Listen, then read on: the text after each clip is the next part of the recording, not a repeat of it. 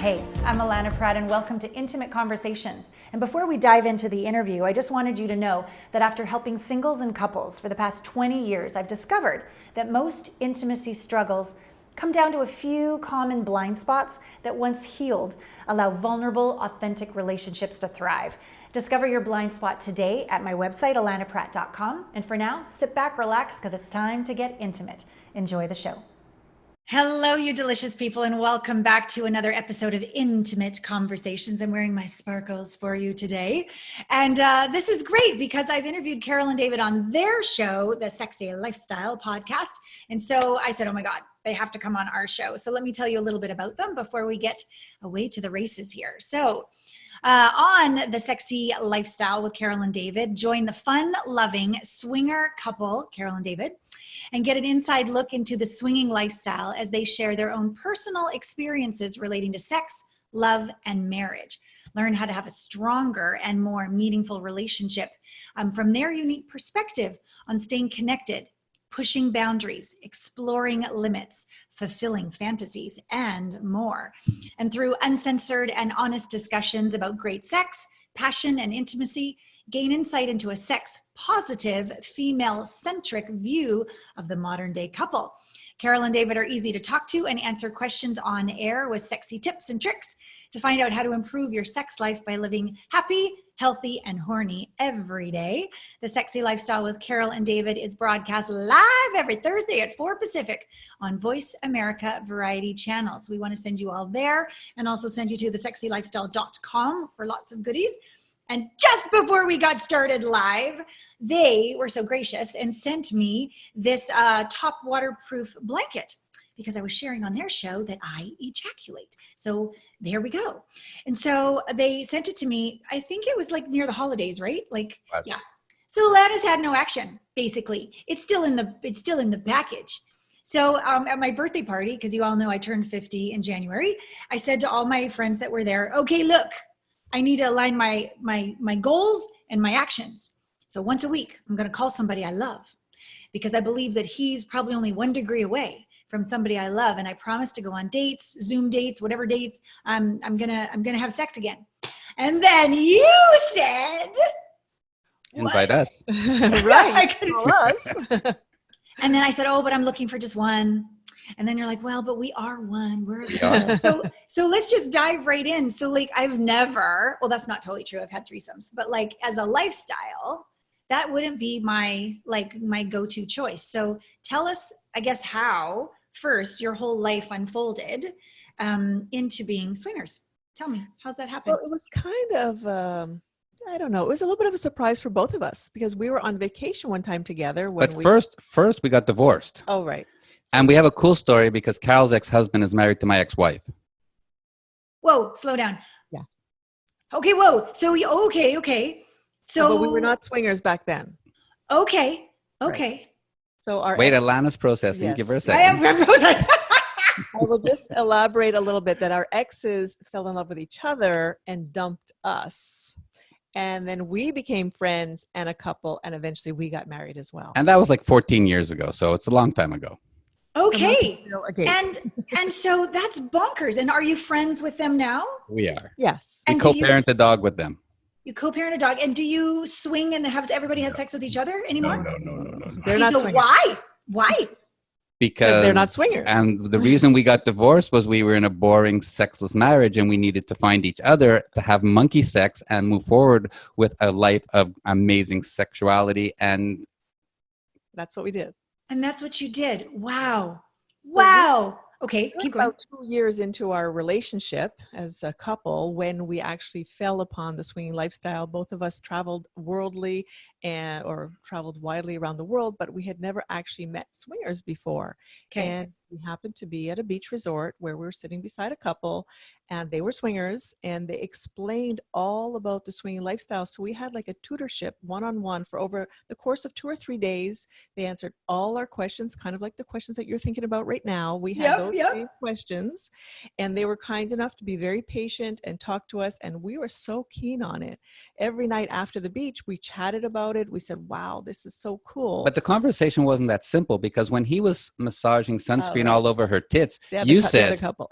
Yes. Your tits or her tits? Yeah, Whose so when we tits? first sat beside this couple, who in my mind were a little bit strange because he was rubbing suntan lotion all over her tits, it was a topless optional resort. And I Okay. told David, don't even think about doing that to me. Like, oh no, taboo. That's not happening. Right.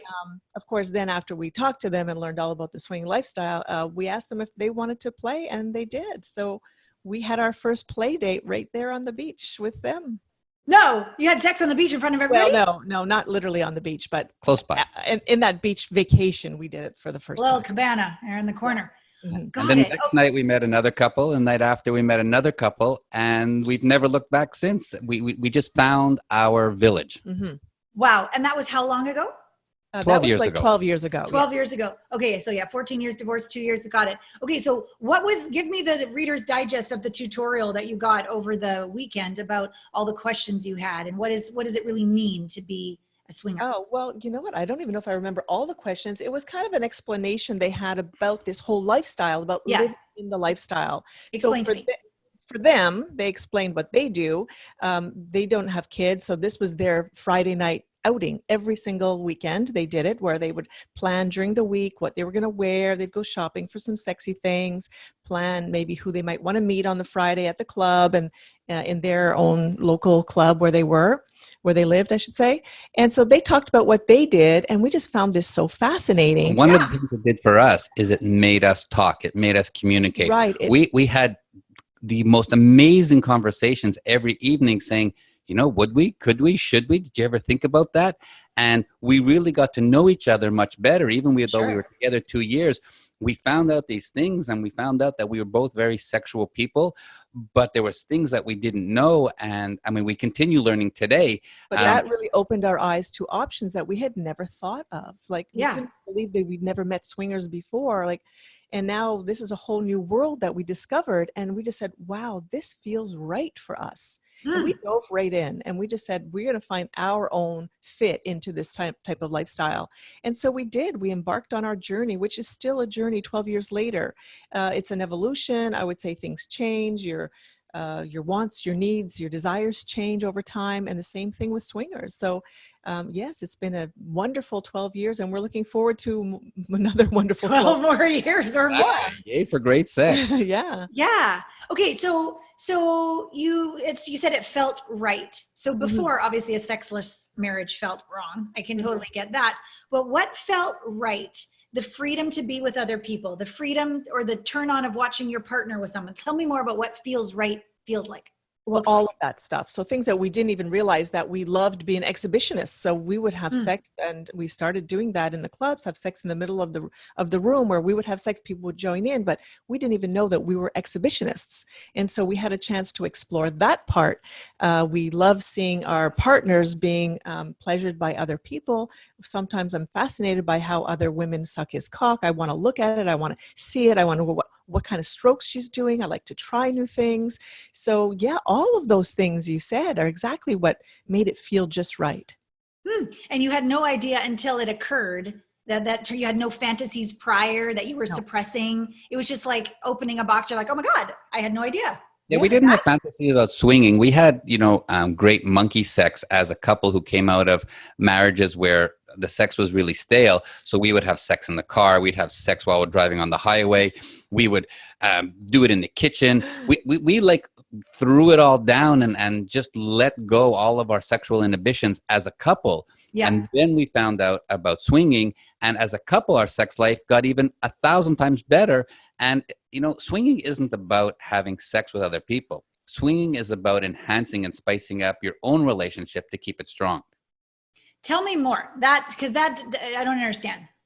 So a lot of things to do with swinging is about the fantasy of it, the visual, watching porn. A lot of people use porn as a stimulus. Well, we use like live porn because we get to be in a situation where we can watch other people have sex, where sometimes we're having sex with those people, but we're also seeing all sorts and hearing all sorts of things. That's such a turn on while we're having sex, but also while David and I are just having sex with each other, we either reenact or we talk about Replay. or we replay all those fun things that we just saw at our last swinger event or whatever it might be.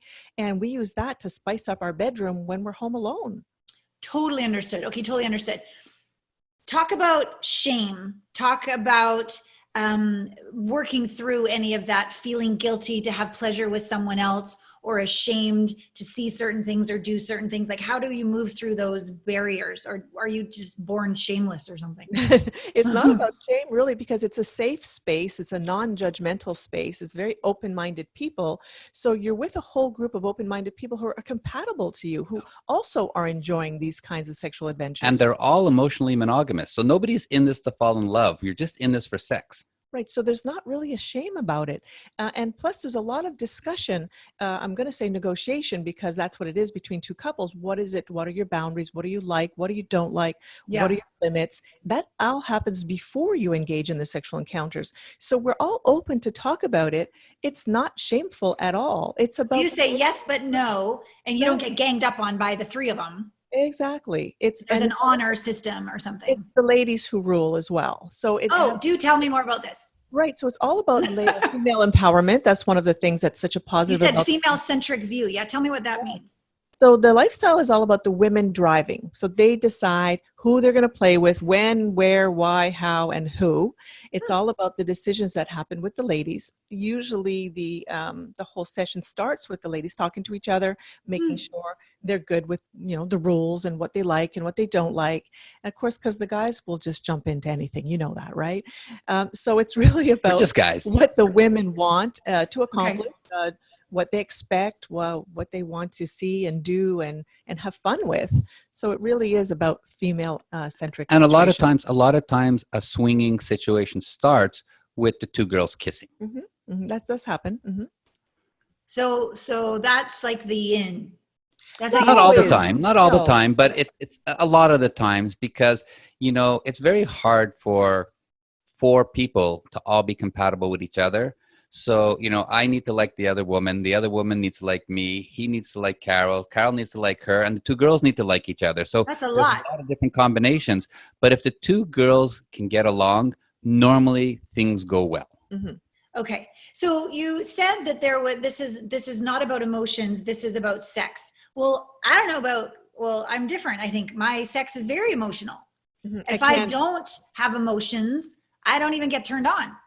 Like, I'm just like, might as well just, it doesn't even matter. Like, to me, my heart is involved. My emotions are involved. It's an energetic dynamic. So I don't know how to separate them. And I don't think it would be fulfilling for me to just have it be mechanical.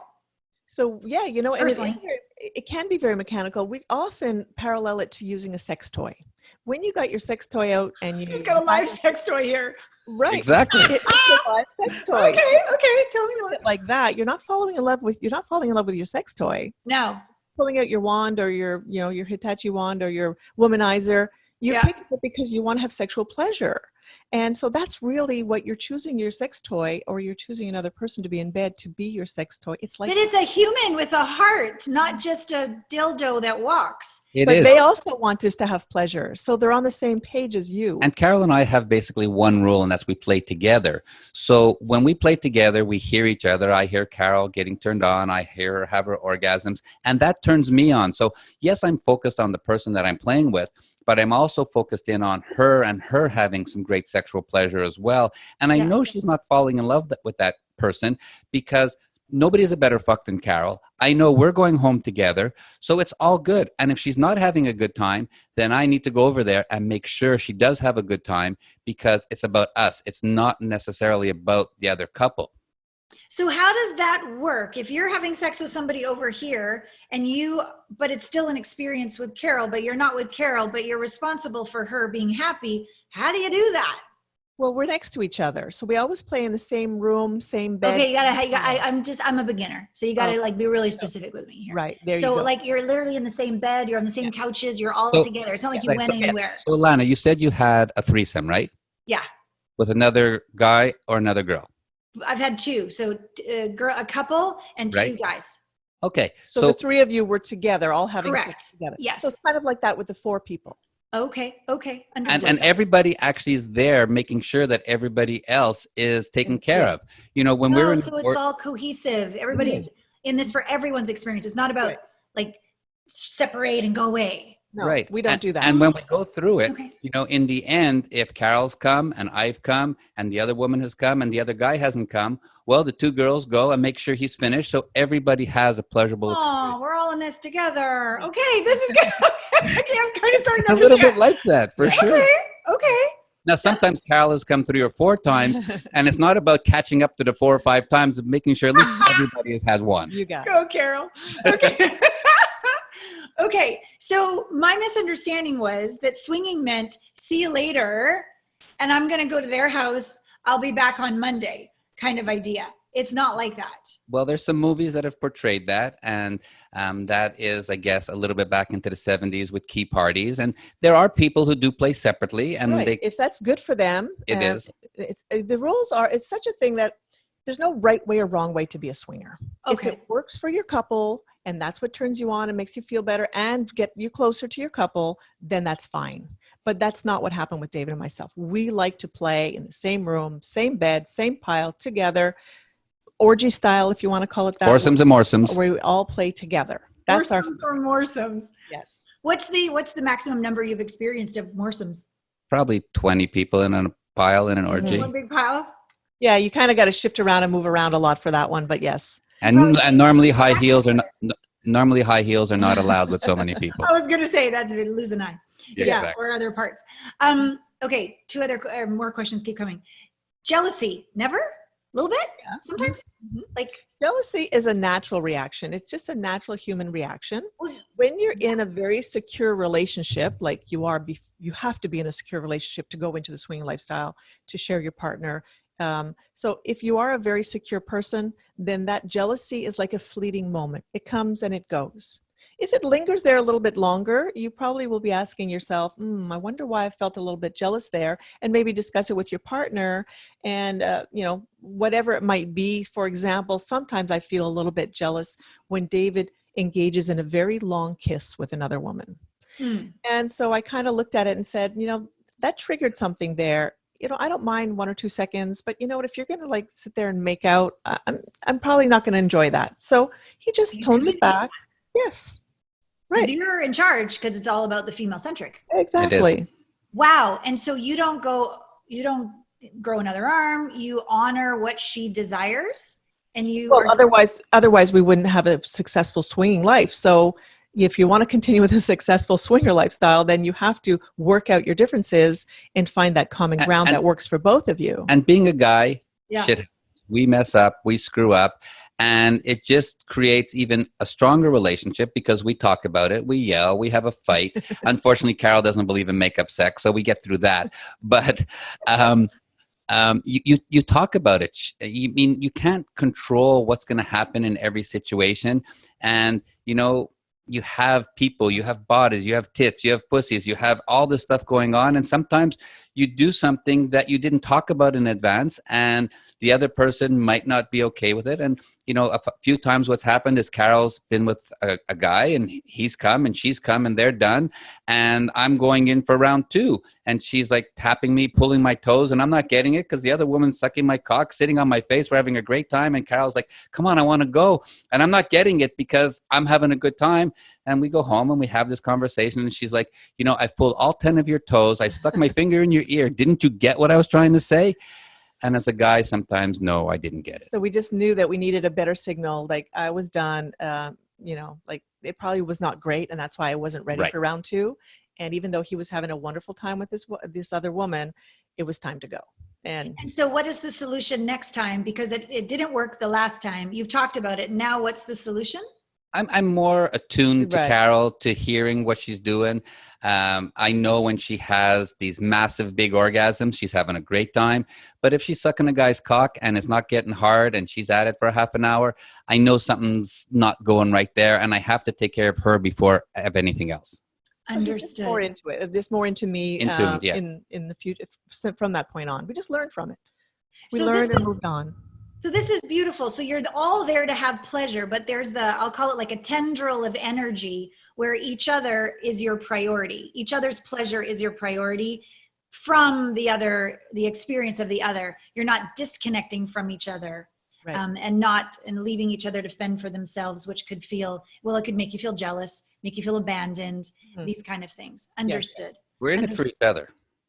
Yeah, I'm getting this. You guys are teaching me so much. How as a manly man, do you let her run the show and not feel emasculated? How do you talk to him in a way that doesn't emasculate him and turns him on and makes you feel sexy? Like this dynamic of the woman telling the man what to do. Help me understand that. Okay, so it's not really telling him what to do. It's really more or less, he says, okay, babe, who are we going to play with tonight? And we make it a game. So we kind of look around and we say, oh, well, what about that couple over there? And we give them the eye and we look at each other and we go, oh, yeah, they'd be nice. But you ask her and she leads. Yeah. Always. She chooses. Yes. And sometimes I'll find a nice couple and say, hey, babe, what do you think of them? Sure. And she says, yeah, we'd like to play with them. And Or- then she'll or go no. up and talk to the woman. And if it's no, it's no. We Yeah. move on and talk to someone else. So it is Understood. more of a teamwork finding the right couple, because like we said, it's not easy to find a compatible couple with all the combinations that work out. Yeah. So we can both suggest, but at the end of the day, it's me who says the yay or nay, or no, he's not my type, or oh no, that's not going to work for me. Right. And there's never a point where you do it and take one for the team, No. because that's just a disaster in the making. Tell So me more about that. well, it's either both of us are in or both of us are out. It's not like, oh, babe, she's really hot, I'd like to do her. And she's like, oh, the guys, not so much. If there's that doubt, we don't do it. Right. Because we have great sex, the two of us. Right. We go to resorts like Hedonism, and there's lots of people there who we can play with and swing. And sometimes we just go to have a great erotic vacation, the two of us, and we will have sex on the beach, and we'll have sex in the hot tub, and we'll have sex in the playroom. Just the two of us. It's not about us always playing, because what it comes down to is, what are we doing every day to make our relationship stronger? Tell me. Oh, this is good. So, and sometimes that means sex with others, and sometimes it means sex with just the two of you. Yes. Sometimes it means sex with toys. Sometimes it means mutual pleasuring. Sometimes it's we lie on the bed and each of us masturbate. Sometimes she does me, I do her. We each take out a toy. It's all what's good for us in the moment. And the question that you look in each other's eyes longingly every day, every morning, every night is like, what is it going to take for us to be stronger? Is that the question? Yeah. That's a beautiful question. That's a beautiful question.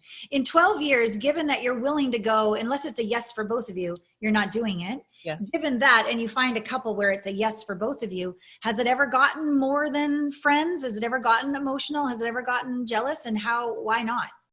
Well, because we don't need another person, and I'm not looking for another relationship. It's a lot of work keeping a relationship strong, especially as strong and as close as we are. I don't need another person in my life as close as David. It's not a need for me. So there's no interest for me to make another relationship with somebody else. We do have couples who are our best friends, but these aren't people who we're going to fall in love with. We're in love with each other. We're married to each other. Our couple friends are also married to each other and in love with each other. Mm-hmm. So they're not looking for other people either. That's not what the lifestyle is all about. Now, there are couples, there are swingers who do have exclusive relationships. Mm-hmm. So they are two couples and they exclusively date each other and fuck each other and have this type of relationship. And like Carol said earlier, you do whatever is good for you and your couple. There are people who go on vacation with the opposite couple's exes or spouses. Yeah. And that's what's good for them. Some of them have threesomes and at different times, and one stays home and the other goes out with another couple. It's whatever floats your boat. Got it. Okay. So this isn't the way you're sharing it isn't the way swingers go. It's your way. Yes. Correct. So how did you discover? So we just gave some different examples of like it just being four people. And I would say over time, they probably would all love each other. You know, but you personally are not looking for that. And then you had the other example of threesomes or vacations, etc. How do you come to what's true for you first, then communicate it, then execute it? But like, how do you discover that? I'm going to say you kind of just discover it along the way. I would probably have to look back and say it was a lot of trial and error, but we knew that we were not looking for another relationship. So that was never in our cards. You know, another relationship just takes a lot of work, and that's really more referred to as polyamory. What you're thinking that happens when you're swinging, you might become in love with them. That's really a polyamorous relationship. And you can get into a polyamorous relationship without swinging. You can just have multiple relationships with other people, different types of love with other people. That's polyamory, not necessarily swinging at all. Really, the swinging lifestyle is not an emotional lifestyle. Understood. So sometimes the person who got left of the polyamorous thing that happened comes to me for coaching to Right. get over wanting to kill the other two, or, feeling just so left out. Like it didn't go well. It didn't go well. And I don't think they set it up to fail. I think they really tried to have those conversations. I think they really tried to honor everybody, but it ended up going another direction. Do you have any guidance for people to discover, am I more polyamorous? Am I more of a swinger? What are the actual questions I need to ask and communications I need to have so that everybody is fulfilled?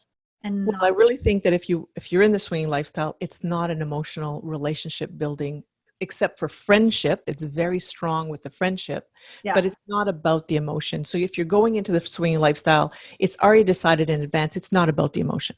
So it seems that it would be healthy couples who are very in love and not looking for anything emotional would be swingers. But couples who weren't getting fulfilled in their primary relationship on that deep, soulful, emotional level might be looking to fulfill that void or that missing in another person. And that might be more polyamorous to get all their emotional needs met. Did I get that right? Yes. Maybe, but any couple who's having relationship issues or sex issues should not be bringing another body into that relationship. They need to go to an expert, to mediation, to whatever, to fix their relationship problems. If you came into a swinging situation to fix your sex life, you are going to crash and burn. Plain and simple. Don't even think about it. Yeah. And have you seen that happen? No, not rarely. really. Not really. Most people get the fact that if I have something broken, I need to get it fixed. And if you came into a swinging situation and you as a couple weren't strong, the other swingers or the other lifestyle people will see it immediately, because swinging couples have this type of connection together. You see it at parties, you see it at vanilla parties, and vanilla is like the muggles. So these are the non-swingers in the world. And you see how a swinger and their partner socialize. And we're talking a lot about swinging and playing with other people, but swinging has different degrees. There's voyeurs, there's exhibitionists. That's the lifestyle, right? Right, that's the lifestyle. If you're referring to the lifestyle, swinging is only one part of the lifestyle.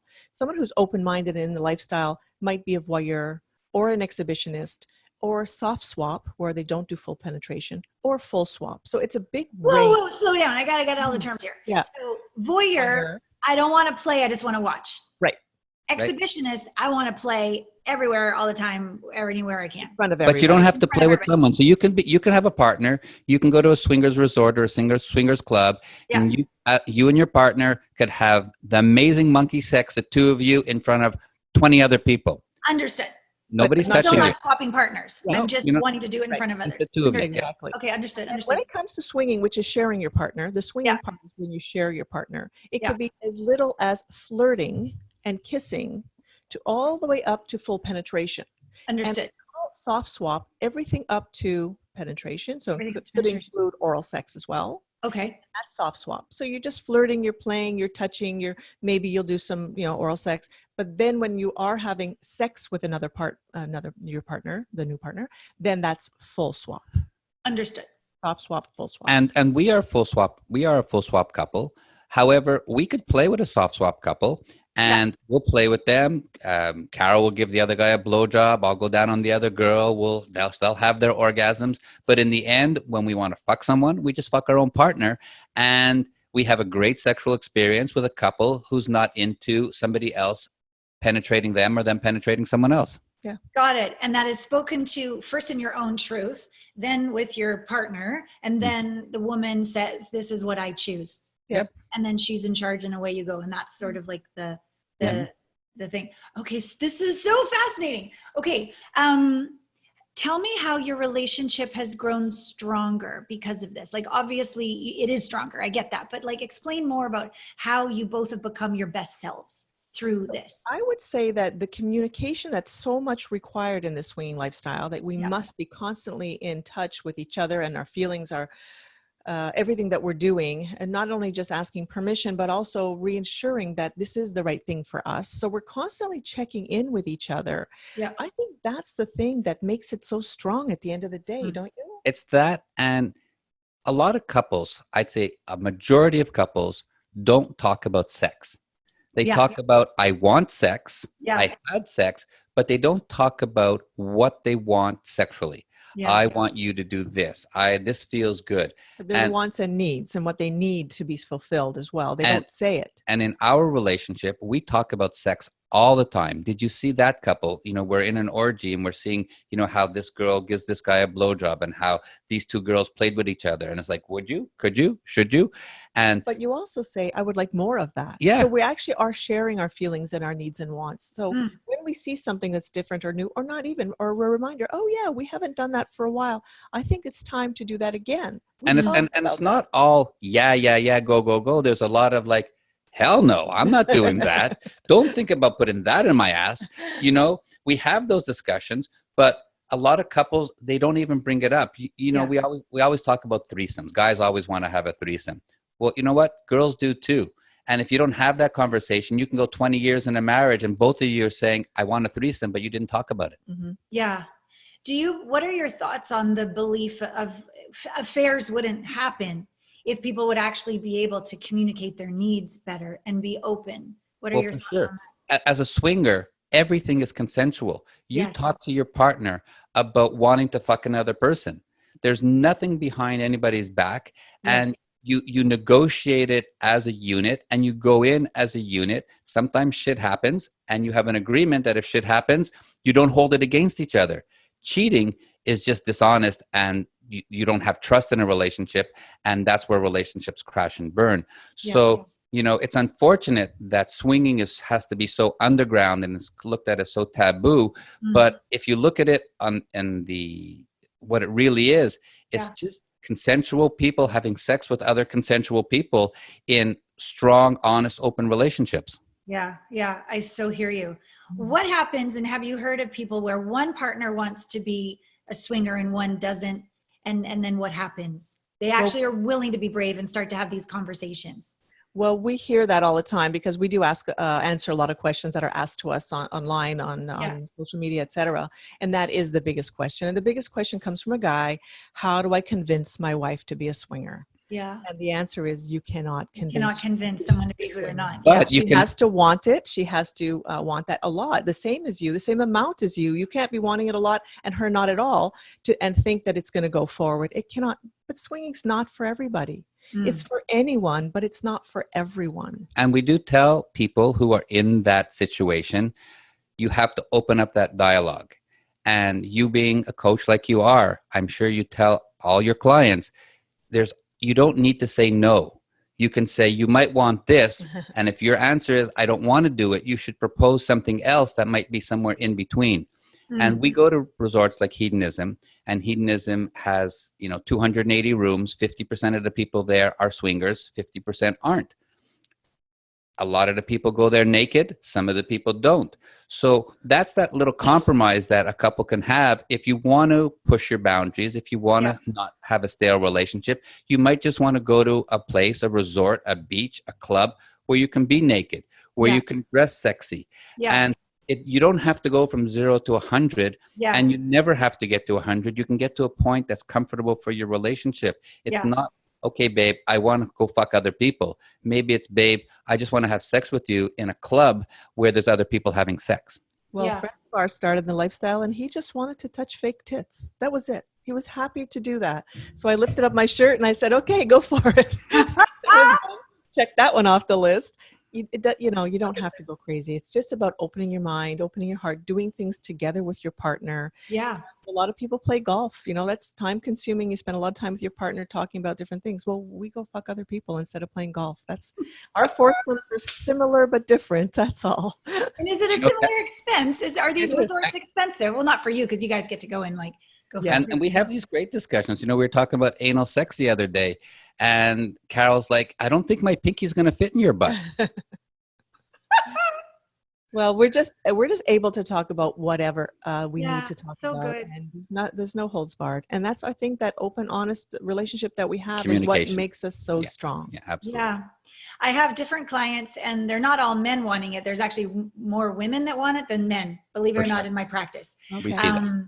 And so afraid that he will be emasculated, that he's not enough, and then they'll divorce and the kids, and it just it'll all unravel. What would you literally, down to the words, down to how do you actually say it when you want to bring it up for the first time, that without it being that I'm unhappy and it's your fault and not taking it personally? Like, how would you help a couple navigate that first conversation? There's so many amazing resources out there that you can use as an excuse to open up the conversation.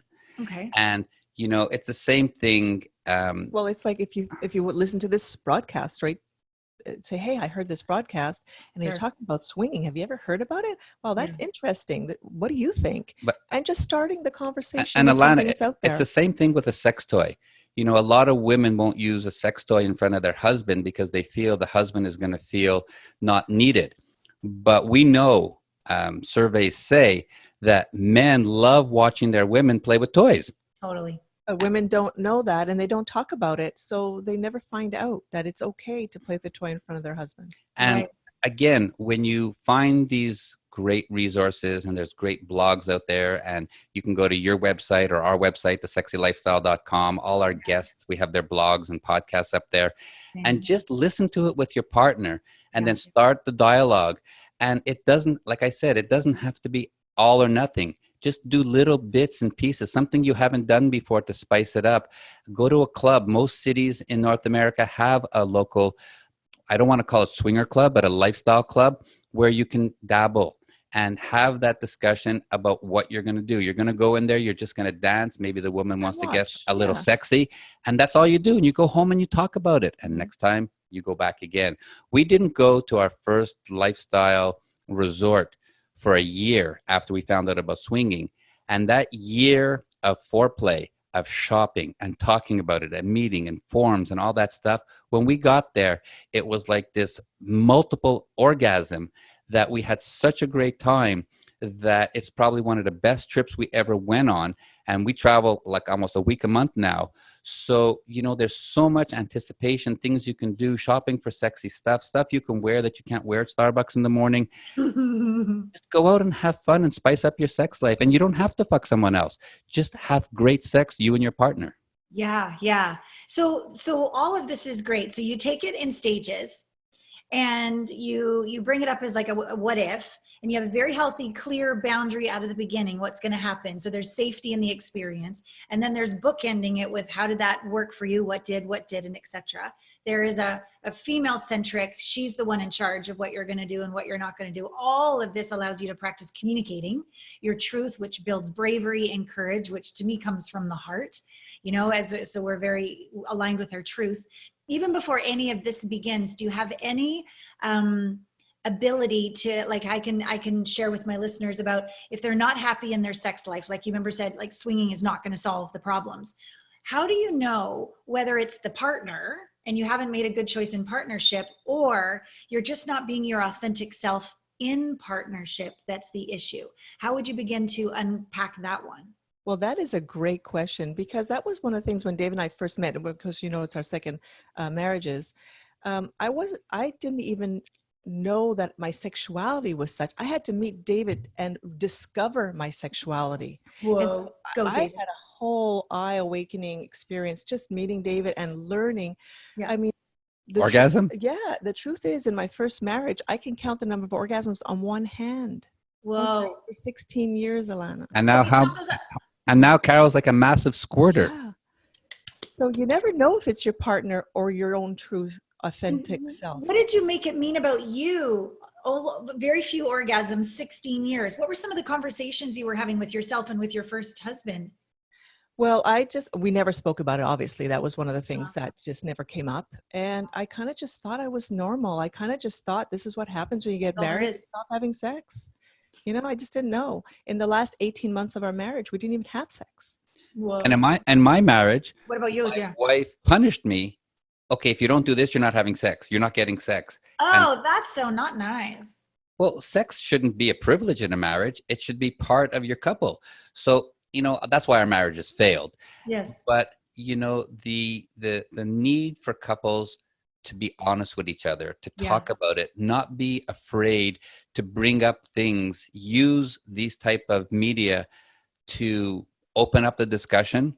Yeah. Don't have these discussions right after you had sex or just before you're having sex or the kids have to go to school. Take time, sit down, glass of wine, and chill and talk about it and listen. We have a good friend, Dr. Nancy Sutton Pierce, and she's a sexologist, and she has a great podcast, and we see her all the time in Hedonism. And she says, sometimes when you're having a conversation with your partner, when they say something, you just need to answer, thank you for sharing. Right. You don't need to agree. Just understand. Understand. And then you get your turn to talk. And when both parties are open to listening to what the other one has to say, we believe that there's going to be some sort of medium that you can find that's good for both of you. Yeah. And then getting back to your question about, is it the right partner? Is it about being your true authentic self? I really feel that you can get your partner to do a better job by talking to them. So if they're not good in bed, let's just say I picked the wrong guy, he's not good in bed. Well, he can learn how to be good in bed. Yeah. That's like the easiest thing when you open his eyes and open your eyes to what you really need and want, and you share that, he can become the best lover ever. And people? No. And, unfortunately, masturbation and self-pleasuring is looked at by the big portion of the world as taboo. Right. And I can't tell you how much Carol and I learned from each other. Still today, swingers for 12 years, when each of us lie in bed, we take out a toy, take out our fingers, take out our hands, and masturbate. And we have friends, Kim and Brad, who are from Tantric Hearts, and they say sometimes don't even have sex. Just take notes of what the other person is doing, talk about it, and then when that person is doing it to you, tell them what feels good and what doesn't feel good and what you want more and what that other person, we get the opportunity to have another person, or what my toy did to me, and keep learning from what that person learned about their own body. That's brilliant. That's so brilliant. And what I just want to acknowledge, this is sort of like a presupposition to this whole conversation, the amount of inner work you've done to allow the courage to love exactly who you are and exactly who you're not, and have these conversations with each other. Like you have your own inner back. So like if the conversation doesn't go well, if that swinging moment doesn't go well, if you end up having a fight and you have to clean it up or whatever, like who you are as humans so that you can speak up and do that is extraordinary. I just want to like fist bump, kiss both of you, like, well done that you're willing to do enough inner work to live this and teach this as a, she's awesome. Give her a kiss. That's so good. Yeah. What if somebody is single, haven't found their swinging partner, but thinks, this whole polyamory, I'm not so sure I really want to fall in love with, but I do want a partner, but I'm not in a couple yet to go into a swinging environment. What does that person do? So the swinging lifestyle really is about couples, but very often couples want to play with another single person. So there is room in the lifestyle for singles, and the single females usually referred to as the unicorn. Or Allana. That's what a unicorn means. See, I'm a single male is often called a manicorn, a unicorn and a manicorn. Or a bull. Or a bull. So there is room for a single in the lifestyle. And those single people can also join a swinger dating site if they want to find a couple to play with. They put a profile as a single and say they're looking for a couple to play with. Yeah. And I'm sure they would be sought after. Single unicorns, or unicorns are already single, but unicorns are rare and in demand. So a single lady note to self. Okay. Yeah. Looking for one for my birthday. When's your birthday, David? His birthday's passed already. But I celebrate for the whole year. Well, that's what I'm doing. The 50th year, I decided for this is the big one. So do unicorns meet bulls in swinging environments and become couples, or do they enjoy being single? We do know of one couple who got together that way. Okay. In Florida, right? That couple in Florida. But I don't know if that happens often. We actually don't play with singles. We always play with couples. It's one of our rules. Yes. So, but what does happen is when a single person participates with lifestyle people, lifestyle people know other open-minded people who they will connect with. Because the hardest thing is to find an open-minded person. So if you're someone like yourself and you said, I'm single, but I'd like to explore my sexuality, but where am I going to meet a guy who has the same wants and needs as I do? Yeah. Well, within the lifestyle community, which is growing year after year after year, you would probably meet that person to have that relationship where together you can enjoy the lifestyle or sexual freedom more than a monogamous couple who fucks on the left side of their bed for 25 years in the missionary position. That's just a sad vision. That's a sad vision. Very sad. How have things changed over 12 years? Because I know me, I'm 50. I would not have had the confidence in myself. I would just get jealous. I'll just be super honest with you. But back in my 20s, probably even in my 30s, I was still looking for the one. But my latest book is called Finding the One is Bullshit, Becoming the One is Brilliant and Beautiful. So I am so much more evolved in my own lack of jealousy or fullness with myself. And I'm honestly in a place of like, I'm totally single. And I'm like, okay, so I'm looking for an amazing partner, but I don't need him anymore. And I'm not against the idea of swingers, but I've never done it. I don't even have my partner yet. And I'm not interested in being the unicorn that goes around and sleeps with everybody. Like there's a connection that the two of you have that is so beautiful and so honoring. And it's for each other that I choose. So long story short, I've changed. I've changed over time. How have you each changed, and how has that affected your swinger lifestyle? So, well, of course, we change just like everybody else. We have evolved and become better. I think we've become better people as the time has passed. But certainly the lifestyle has changed in the last 12 years since we've been in it. And just to let everyone know that the average age of a lifestyle person or couple is about 45. So it's not really something that happens in your 20s or 30s because you're busy building a very strong relationship. That's the whole idea. Or a family. Yeah. Yes, and a family. You're busy with your family. So very often once the kids are grown and out of the house, that's usually when you start rediscovering your partner and saying, hey, how do you spice this up? What do you think about sex with other people? Totally makes sense. It's very common that couples who've been together for 30 years now all of a sudden are in the swinging lifestyle, and some who've never even fucked anybody else because they married their high school sweetheart, and now they're in the lifestyle and they're having sex with other people. So that's average, general, very common situation. And so younger people are coming in. I think that's what you were going to say, right? There's lots of more younger people coming in to explore their sexuality. We see it a lot when we participate in Young Swingers Week at Hedonism. And that's for people 40 and under. And you see the average age there being in the 30s. And there's people who aren't married and people who are in new relationships. And they're not there to swing. They're there to explore their sexuality, where you can fuck anywhere you want at the resort except in the restaurant. And it's very cool to see all these different people blossoming. And that's the next generation. Mm-hmm. And hopefully these people who are open-minded enough to have great sexuality will talk to their children about the need to talk about sex continuously and not have that one conversation about the birds and the bees, to have that ongoing conversation. And, that's one of the things we talk about on our show all the time, is the need for parents to talk to their kids about sex. So the world of sexuality becomes a lot more open than taboo. Really. Yes. Well, I, for one, am a mother that does that. My son and I have great conversations. So it's not weird for me to talk about dating or sex, or for him to do it either. So that's really cool. What's very cool, I have a 17-year-old son, and we talk about sex all the time. He's on the football team. And when we're going away, he says, Dad, can I have a couple of your top waterproof blankets? Because my girlfriend makes a mess and I don't want to mess up the bed. So I said, absolutely. How many do you need? That's really great. Exactly. That is awesome. Last time I went to go see my son, he lives with his dad now, but I'm like, okay, so today we're getting facials, haircuts, we're going to pick up some cannabis, some condoms. Like we go through the list of what we're doing. All good. Yeah, that's my world. 2 more questions. I think we could just talk forever. This is so fascinating. I'm so grateful. Safe sex. How does that work? Well, safer sex is practiced, I'm going to say everywhere. There's condoms everywhere. And lube. In any playroom, there is bowls of condoms to be used. People carry them. If you're naked at the resort, you have them in your hat, for example, or in your bag with your key, whatever it might be. So safer sex is practiced during intercourse for sure. Okay, that's super simple and easy.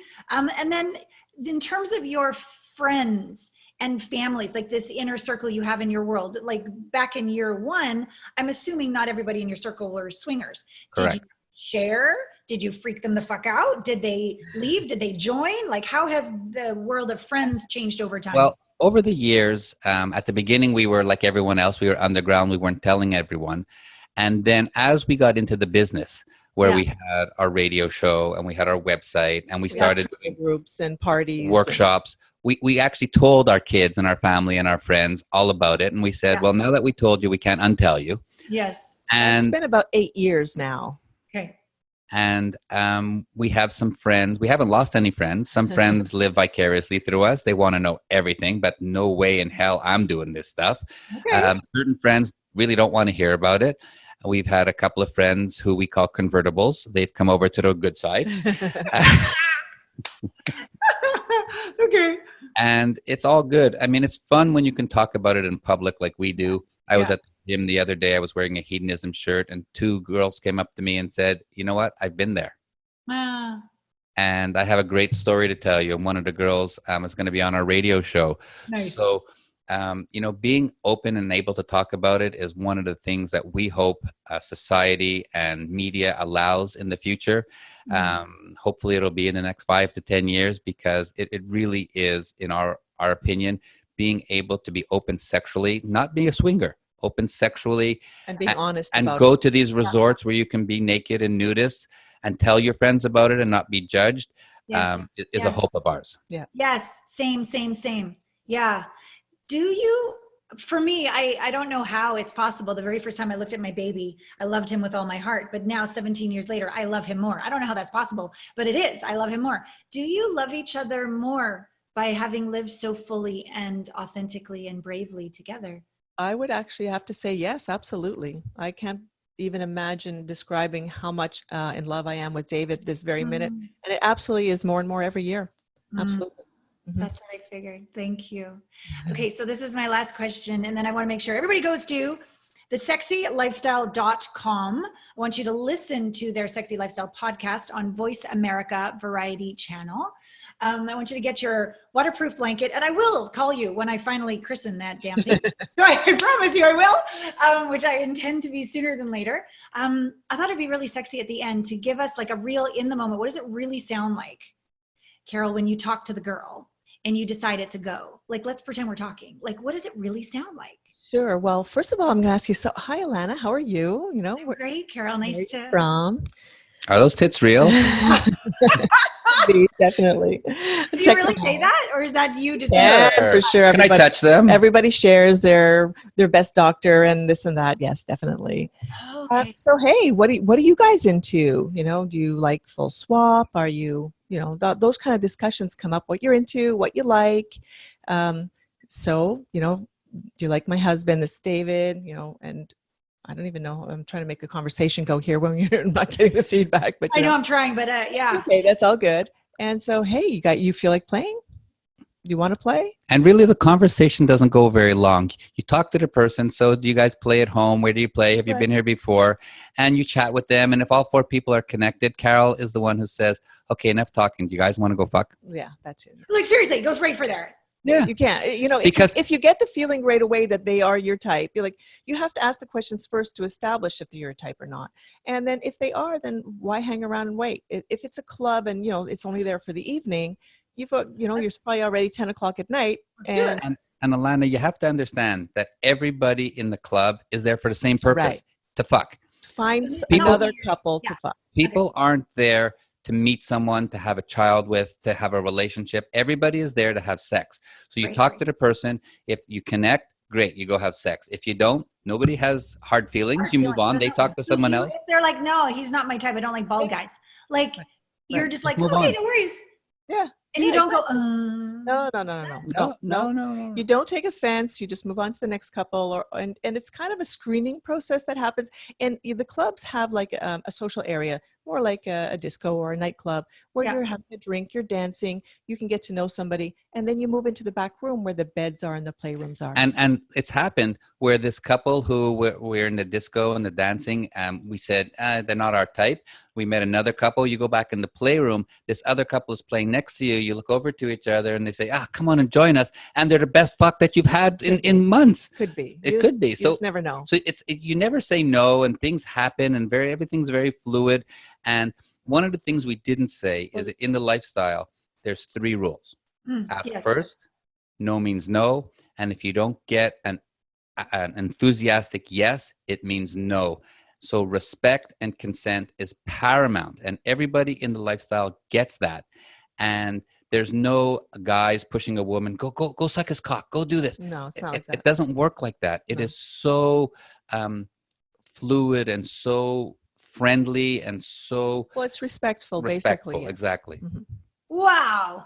I just want to come along and be a voyeur. Is that allowed? Yes. You can. Because I'm floored by the lack of taking things personally, the lack of jealousy, the consent, the no means no, the woman leads, and no emotions get hurt. Like I'm having trouble wrapping my mind around that. Imagine So, if the world, everybody lived like that. Mhm. hello. How cool.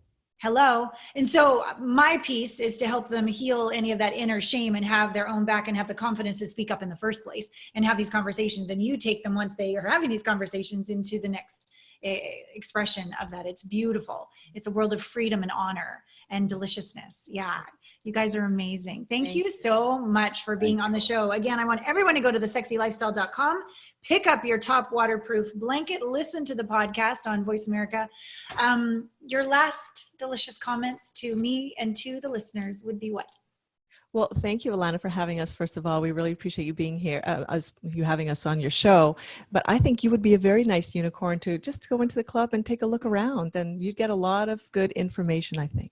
I think it would be very, very educational. Yes. We'll have to take you on one of our trips to hedonism or one of the big cruises to experience something like this, because it really is important. But one of the last things I want to leave with your viewers and listeners is, if you are interested, if something like this is titillating, talk to your partner about it. Communication is one of those pillars in a relationship. And if you can't talk to your partner about wanting something different or something new or how to spice something up, you have an issue in your relationship. So just talk about it. And the other person who's listening, that's one of the other biggest points of communication, is become a good listener. Don't put up a wall. Don't say no. Just listen and say, thank you for sharing. And then you'll get your turn to talk as well. But talk about it. Have great communication. Absolutely. And if you need support in holding that sacred space to get through the bumps, that is what I do with couples. It's beautiful and such a privilege and honor to help heal that inner stuff so you can be that open-hearted listener and that communication can happen. So you guys are such an inspiration. Love you. Adore you. Stay with me so I can officially say goodbye. And I hope this was a delicious, intimate conversation for you. All of our love. Thank you. I hope you enjoyed the show. Be sure to write down one new action or behavior or choice that you will make as a result of what you just learned on the show. And if you're ready to have the sexual freedom, the healthy communication, and deep connection that you desire and deserve, I've put together a quick, simple, effective intimacy blind spot assessment. Don't let one more day pass having your blind spot sabotage ideal, thriving partnership. Take your power back and discover your blind spot today at my website, allanapratt.com. I adore you. Until next week's show, all my love.